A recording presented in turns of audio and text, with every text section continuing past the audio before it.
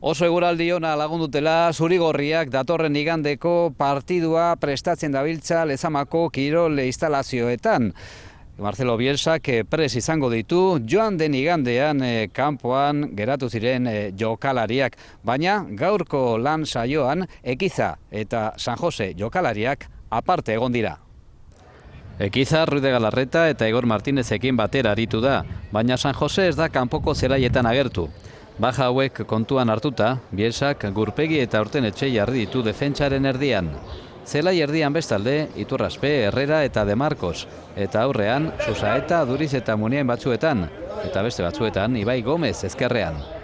Deportiboren kontrako neurketa oso zaila izango da, baina taldea erronka hori aurrera ateratzeko prest dago.